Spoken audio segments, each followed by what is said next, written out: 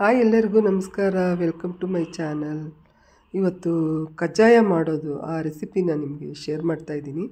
ದಯವಿಟ್ಟು ವಿಡಿಯೋನ ಎಲ್ಲೂ ಸ್ಕಿಪ್ ಮಾಡದೆ ಕೊನೆವರೆಗೂ ನೋಡಿ. ಸಾಮಾನ್ಯವಾಗಿ ಕಜ್ಜಾಯ ಅಂದ ತಕ್ಷಣ ಎಲ್ರಿಗೂ ಅಯ್ಯೋ ಕಜ್ಜಾಯ ಸರಿಯಾಗಿ ಪಾಕ ಮಾಡೋಕ್ಕೆ ಬರಲ್ಲ, ನಮಗೆ ನಾವು ಕಜ್ಜಾಯ ಮಾಡೋದೇ ಇಲ್ಲ, ಅಂಗಡಿಯಿಂದ ತರಿಸ್ಕೊಂಡು ತಿಂದ್ಬಿಡ್ತೀವಿ, ಈ ಥರ ಹೇಳೋದೇ ಜಾಸ್ತಿ. ಸಾಮಾನ್ಯವಾಗಿ ಕಜ್ಜಾಯ ಮಾಡಿದ್ರೆ ಕೆಟ್ಟೋಗ್ಬಿಡುತ್ತೆ ಆ ಥರ ಅಂದ್ಕೊಂಡು ಎಲ್ಲ ಅಂಗಡಿಯಿಂದ ತರಿಸ್ಕೊಂಡು ತಿಂತಾರೆ.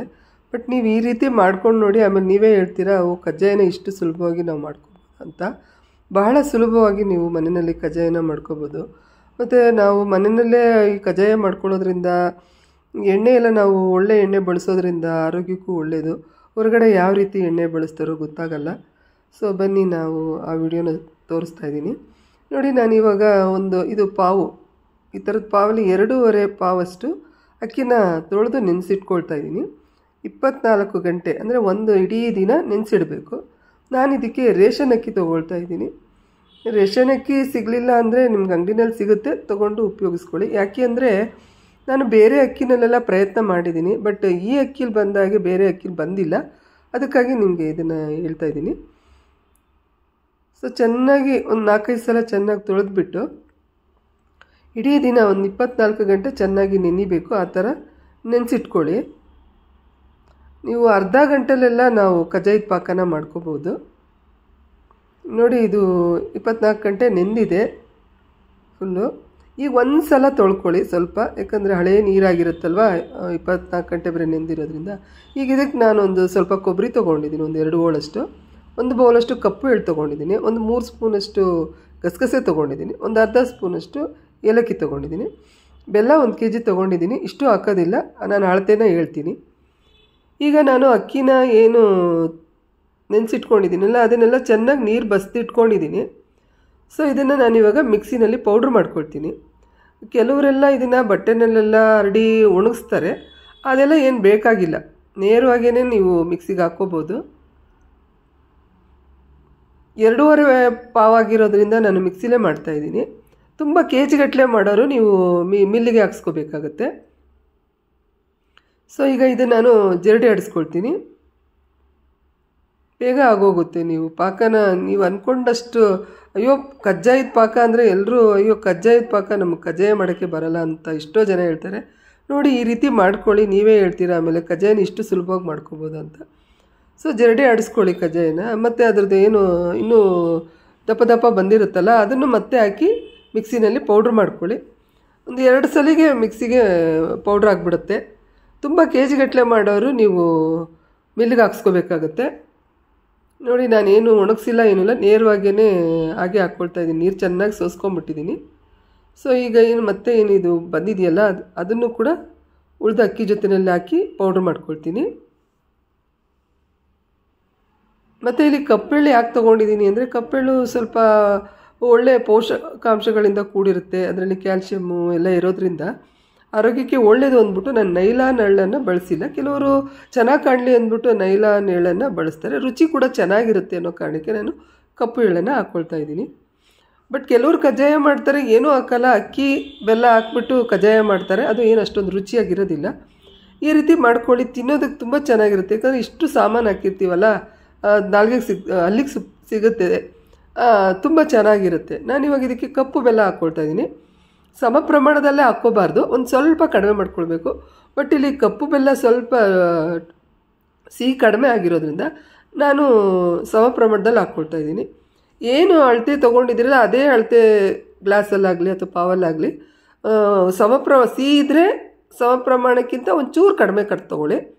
ಇದು ಕಪ್ಪು ಬೆಲ್ಲ ಸಿಹಿ ಕಡಿಮೆ ಇರೋದ್ರಿಂದ ನಾನು ಸಮ ಪ್ರಮಾಣದಲ್ಲಿ ತೊಗೊಂಡಿದ್ದೀನಿ. 2.5 ಪಾವು ಅಂದರೆ 2.5 ಪಾವಷ್ಟು ಬೆಲ್ಲನ ಕುಟ್ಬಿಟ್ಟು ಸ್ಟವ್ ಆನ್ ಮಾಡಿಬಿಟ್ಟು ಇವಾಗ ಪಾಕ ತಗೊಳ್ತಾ ಇದ್ದೀನಿ. ಈಗ ಪಾಕ ತಗೊಳ್ಳೋಕೆ ಮುಂಚೆ ಕಲ್ಲು ತಕ್ಕೋಬೇಕು, ಅದ್ರಲ್ಲಿ ಕಲ್ಲಿರುತ್ತೆ.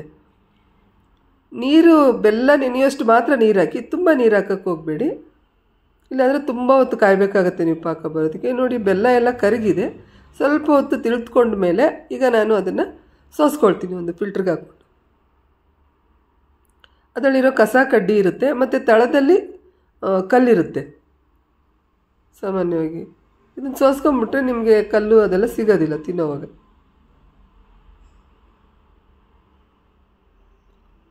ಬಿಳಿ ಬೆಲ್ಲನೂ ಉಪಯೋಗಿಸ್ಬೋದು, ಬಟ್ ಕಪ್ಪು ಬೆಲ್ಲ ತುಂಬಾ ರುಚಿಯಾಗಿರುತ್ತೆ. ಆ ಕಾರಣದಿಂದ ನಾನು ಕಪ್ಪು ಬೆಲ್ಲ ಬಳಸ್ತಾ ಇದ್ದೀನಿ. ನೀವು ಕಲ್ಲು ನೋಡ್ತಾ ಇರ್ಬೋದು ತಳದಲ್ಲಿ, ಆ ಬಿಳಿ ಬಿಳಿ ಇದೆಯಲ್ಲ ಅದೆಲ್ಲ ಫುಲ್ಲು ನೋರ್ಜಿಗಲ್ಲು. ಅಷ್ಟು ಕಲ್ಲು ಸಿಕ್ಕಿದೆ ನನಗೆ, ಹೆಚ್ಚು ಕಮ್ಮಿ ಒಂದು ಅರ್ಧ ಸ್ಪೂನಷ್ಟು ಕಲ್ಲಿದೆ ನೋಡಿ ಈ ಥರ ಇದೆ. ಸೊ ಈಗ ಇದನ್ನು ಪಾತ್ರೆ ತೊಳೆದ್ಬಿಟ್ಟು ಆ ಗಲೀಜೆಲ್ಲ ತೆಗೆದುಬಿಟ್ಟು ಅದೇ ಪಾತ್ರೆನ ನಾನು ಇವಾಗ ಪಾಕಕ್ಕೆ ಇಟ್ಕೊಳ್ತಾ ಇದ್ದೀನಿ. ಒಂದು ಸಲ ಇದು ಪಾಕ ಮಾಡೋದು ಗೊತ್ತಾಯಿತು ಅಂದರೆ ನೀವು ಅಕ್ಕಿ ಪಾಕಕ್ಕೆ ಇಟ್ಬಿಟ್ಟು ಅಕ್ಕಿ ಜರಡಿ ಆಡಿಸ್ಕೊಂಡು ಎರಡು ಒಟ್ಟೊಟ್ಟಿಗೆ ಮಾಡ್ಕೋಬೋದು. ಇನ್ನು ಹೊಸ್ತುಬ್ರಾದರೆ ಎಲ್ಲನೂ ಮಾಡ್ಕೊಂಡು ರೆಡಿ ಮಾಡಿಕೊಂಡೆ ನೀವು ಪಾಕ ಮಾಡ್ಕೊಳ್ಳಿ. ಈಗ ನಾನು ಪಾಕಕ್ಕೆ ಇಡ್ತಾ ಇದ್ದೀನಿ. ಯಾವ ಟೈಮಲ್ಲಿ ಪಾಕ ಬಂದಿದೆ ಅಂತ ಚೆಕ್ ಮಾಡ್ಕೊಳ್ಳೋದು ಅನ್ನೋದನ್ನು ನಾನು ಇವಾಗ ಹೇಳ್ತೀನಿ. ಈಗ ಇದು ಕುದಿಯೋಕ್ಕೆ ಶುರು ಆಗುತ್ತೆ, ಚೆನ್ನಾಗಿ ಪಾಕ ಬರುತ್ತೆ ನೋಡಿ, ಕುದೀತಾ ಇದೆ.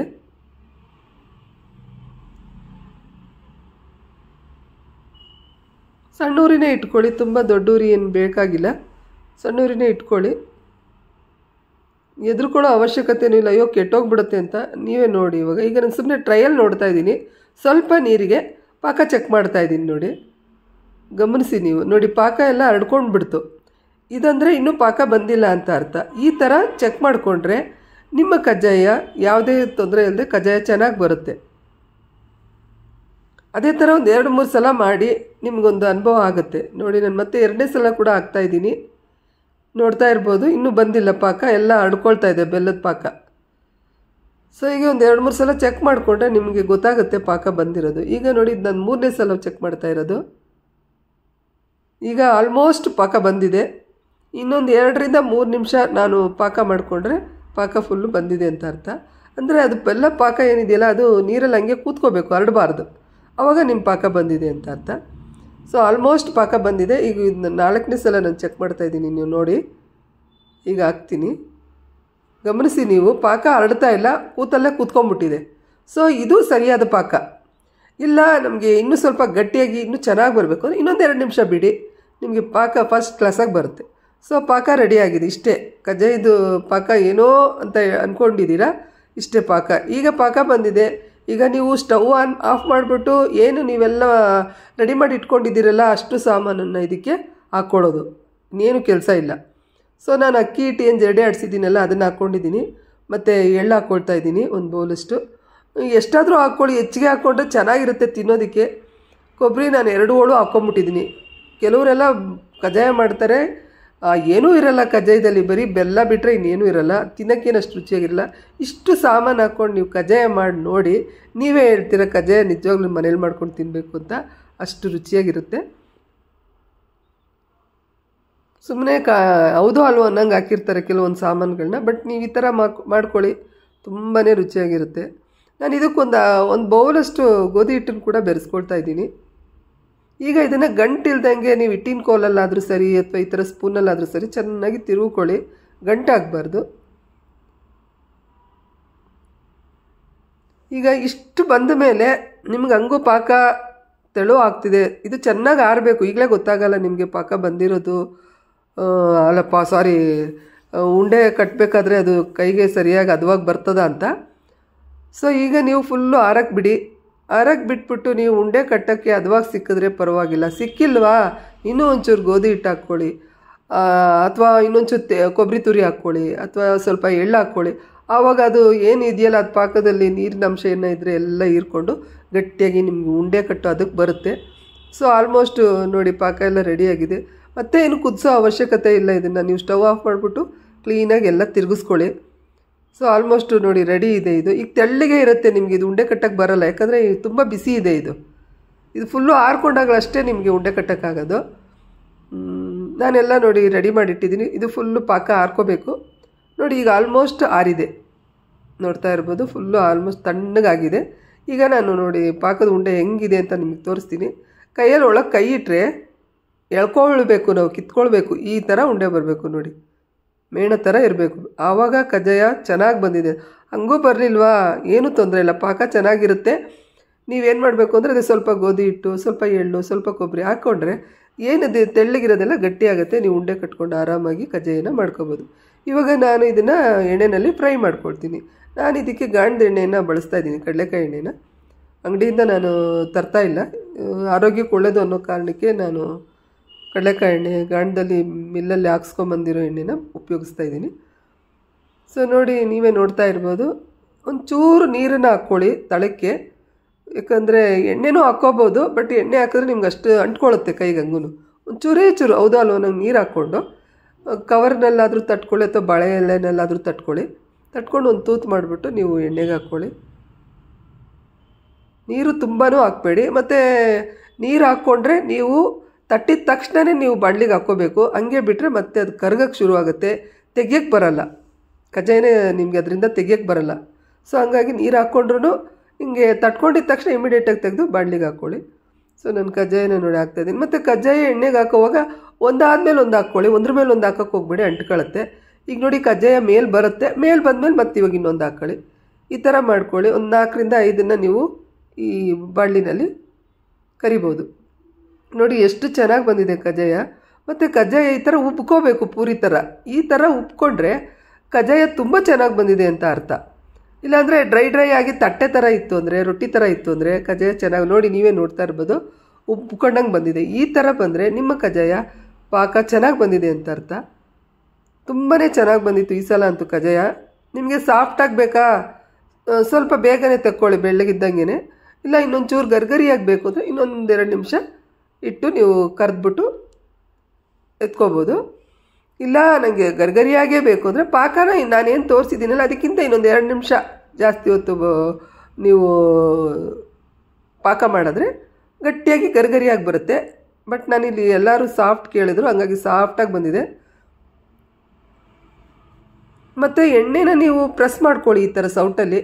ಬಾಂಡಿನಲ್ಲಿ ಮಾಡ್ಕೊಳ್ಳೋವಾಗ ಸ್ವಲ್ಪ ನಿಮಗೆ ಕೈಗೆ ತಾಗಿ ಬಿಸಿ ಬರ್ಬೋದು. ಹಂಗಾಗಿ ನೀವು ಸಪ್ರೇಟ್ ಬಟ್ಲಿಟ್ಕೊಂಡು ಈ ಥರ ಒಂದು ಸ್ಪೂನಲ್ಲಿ ಪ್ರೆಸ್ ಮಾಡ್ಕೊಳ್ಳಿ. ಅಲ್ಲಿ ಎಣ್ಣೆ ತುಂಬ ಇರುತ್ತೆ ಅದರಲ್ಲಿ. ಇಲ್ಲ ನಂಗೆ ಪ್ರೆಸ್ ಮಾಡೋದು ಬೇಡ, ಹಂಗೆ ಉಬ್ದಂಗೆ ಇರಲಿ ಅಂದರೆ ಒಂದು ಕಡ್ಡಿ, ಯಾವುದಾದ್ರೂ ಕಬ್ಬಿಣದ ಕಡ್ಡಿ ಇರುತ್ತಲ್ಲ, ಅದನ್ನು ಚುಚ್ಚಿಬಿಟ್ಬಿಟ್ರೆ, ನೇತಾಕ್ಬಿಟ್ರೆ ಎಣ್ಣೆ ಎಲ್ಲ ಇಳ್ಕೊಂಬಿಡುತ್ತೆ. ಎಣ್ಣೆ ಏನು ಉಳ್ಕೊಳ್ಳಲ್ಲ. ಕಜ್ಜಾಯ ಮಾತ್ರ ಸೂಪರಾಗಿ ಬರುತ್ತೆ. ನೀವು ನೋಡ್ತಾ ಇರ್ಬೋದು ಅಷ್ಟು ಚೆನ್ನಾಗಿ ಕಜ್ಜಾಯ ಬಂದಿದೆ. ತಿಂತಾಯಿದ್ರೆ ವಾವ್ ಅನ್ಬೇಕು, ಅಷ್ಟು ಚೆನ್ನಾಗಿತ್ತು ಕಜ್ಜಾಯ. ಯಾಕಂದರೆ ತುಂಬ ಸಾಮಾನಾಗಿ ನೀವು ಅಂಗಡಿನಲ್ಲಿ ಹಾಕಿದ್ರೆ ಅವ್ರು ಏನೂ ಸಾಮಾನು ಹಾಕಿರಲ್ಲ, ಬರೀ ಅಕ್ಕಿ ಬೆಲ್ಲ ಇಷ್ಟು ಮಾತ್ರ ಹಾಕಿರ್ತಾರೆ. ಸೊ ನಮಗೆ ಒಂಥರ ರೊಟ್ಟಿ ತಿಂದಂಗೆ ಇರುತ್ತೆ. ಬಟ್ ನೋಡಿ ನಾನು ಈ ಥರ ಬೇರೆ ಪಾತ್ರೆಯಲ್ಲಿ ಅದನ್ನು ಪ್ರೆಸ್ ಮಾಡಿದೆ. ಕಜ್ಜಾಯ ನೋಡಿ ತುಂಬ ಚೆನ್ನಾಗಿ ಬಂದಿದೆ, ನೋಡ್ತಾ ಇರ್ಬೋದು ನೀವು. ಸೊ ಈ ವಿಡಿಯೋ ಇಷ್ಟ ಆದರೆ ಒಂದು ಲೈಕ್ ಮಾಡಿ. Thank you.